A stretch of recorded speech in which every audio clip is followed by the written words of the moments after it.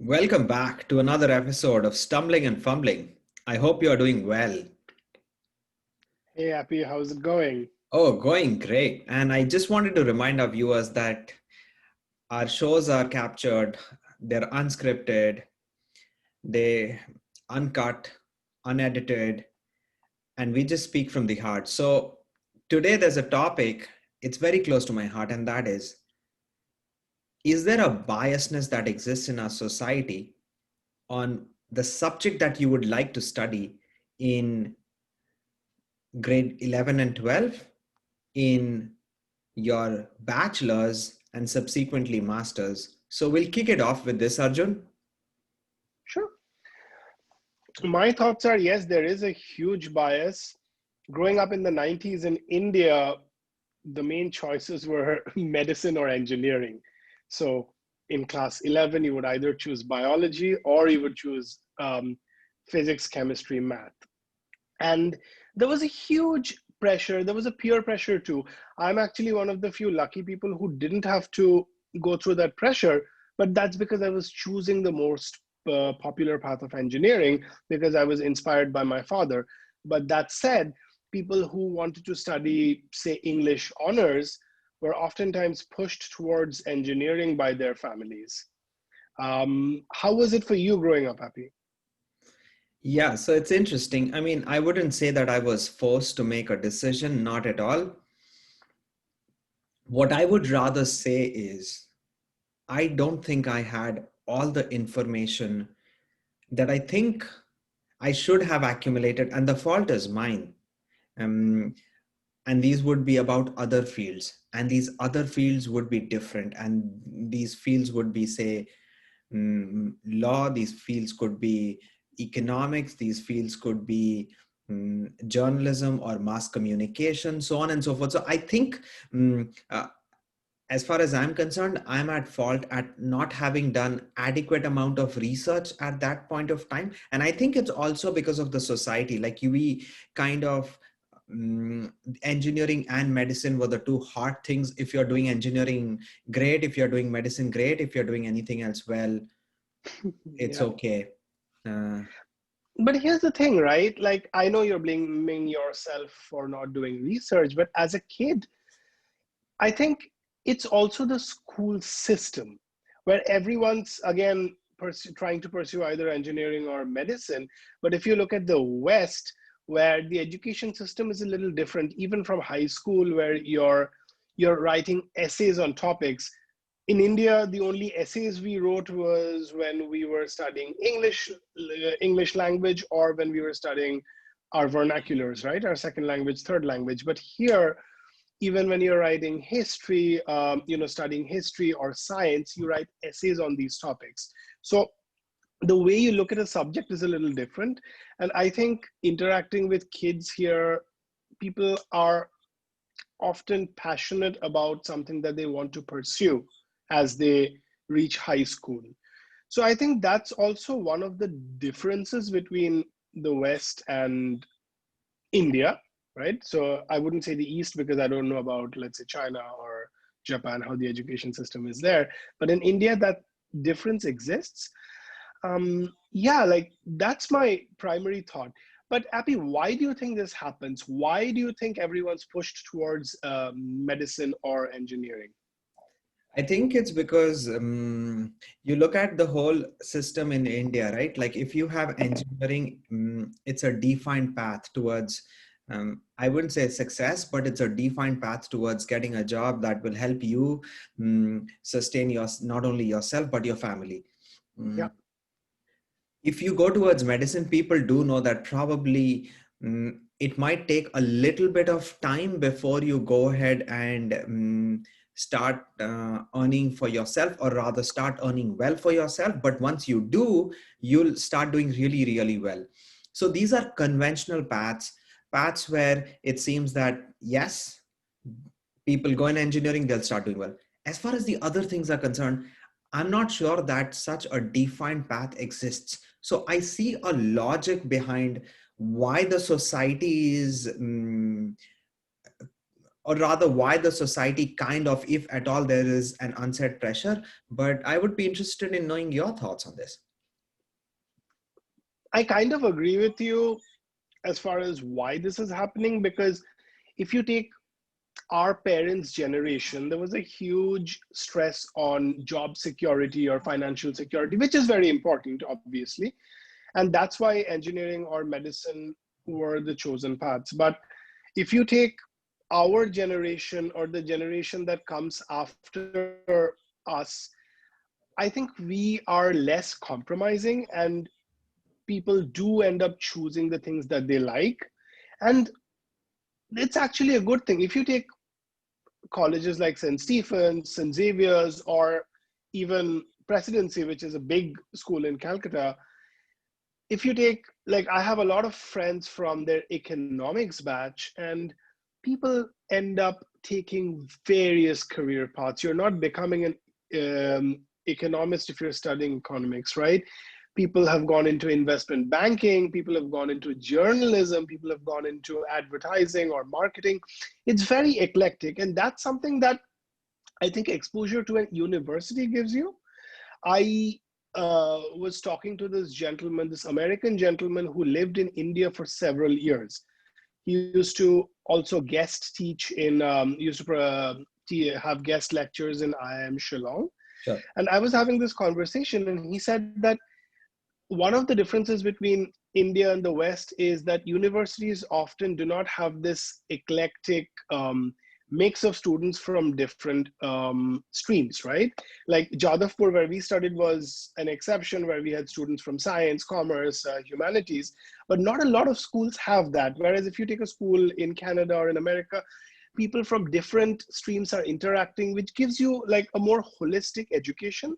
And I think that's more important as you go to undergrad. Sure, you end up learning your subject, but as we have often seen, the master's streams that people choose are very different from the bachelor streams as well.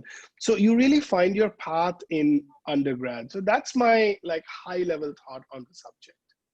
Interesting. So do you think that today, while growing up, people, when they reach grade 6, 7, 8, schools today should provide more education in trying to showcase kids and their parents too the various possibilities that exist? So I will take an example of things which I don't think is probably told to students in many schools, and things like script writing, storytelling. Because some days back, right now it's hot in the news, lots and lots of Bollywood news, and somebody was mentioning the number of people that Bollywood employs, and I think someone mentioned like 5 lakhs or something. The big question here is, a lot of these things, a lot of these roles are unconventional roles. If you have a very good knack of storytelling, you probably can go and carve out a career for yourself. Do you think that there needs to be an education to kids? And I don't know how this will happen. I'm just trying to wonder if it's even a possibility. I think storytelling is extremely important, not just for Bollywood, any career, right? If you, both of us are work in banking, and if you look at, if you pick anyone out of the bank, you don't really see people who studied finance necessarily, or even engineering, right? People could have studied geography, people could have studied philosophy, but it's how you tell the story, right? When you're getting a job, when you explain things that your experiences that have happened in your life, and that's how you get into a field. And once a person enters the field, they learn on the job. Even as engineers, the first part of my career was in engineering, and I didn't really apply a lot of stuff that I studied directly in college in chemical engineering. So people always learn on the job, and storytelling is extremely important to get that foot in the door. So I think storytelling is extremely important, and it's something that schools should definitely teach kids. Yeah, so storytelling is one thing, but I'm trying to drive home a bigger point, and that is, storytelling is one of those things. But again, things like the storytelling or any other field, so journalism, and obviously that's mass communication, and more of these fields that exist, do you think that psychology and all, do you think that there needs to be an increase in awareness of the possibilities that lie in if people go and study these subjects? Yeah, absolutely. And that's how you get to know, right? Like when you're choosing your career at the end of the 12th grade, what did we do? We had these joint entrance ranks and we just went to the counseling, and you can't really choose your career path in like 15 minutes, right? So if students study these different eclectic subjects, they have courses on these subjects, and they will get more exposure and they can actually choose their path. So yes, schools should definitely have more stress on these different subjects, more career discussions. I don't think we had big career discussions in high school, but that's something that should also be there for sure. Yeah, it's pretty interesting. I think the society is changing. I think people are being encouraged to do things that probably they would not have thought of 10 years back. But at the same point of time, a lot of it has to do with how internet has eased in the country, how probably information is more easily accessible. What do you think in general about this particular stigma? And I'm saying so because I come from a small town, and this probably is the biggest stigma, because we had a huge industry, and half of our parents and half of the class, they had their parents who worked in the same company. Most of them were used to come from similar backgrounds, so it used to be pretty awkward. So you speak of diversity and you speak of lack of diversity, so this is where you see lack of diversity. What do you think we need to do better as a society to get people interested in other fields? So two things. One is obviously what we already spoke about, like different subjects in school, but also the fact that companies should not just hire from one field. When I worked for Indian Oil, we were mostly hiring engineers, and yes, we need engineers for you know operations roles, but there are different parts of a company where people from different fields can be hired. It should not be just an engineering stressed hiring. That's what I believe. Now, obviously, I'm giving the example of Indian Oil, which is a very hardcore engineering company. But in general, companies should try to have diverse subjects in their hiring. Yeah, that's what I think should happen. Okay, so this is interesting because these things need to start happening at a much grander level. One segment which probably started, or rather an occurrence which started during our times, was people venturing out of their engineering fields right after their engineering. And somebody said that what I did in the past should not define what I'm going to do in the future. Mm, Yeah.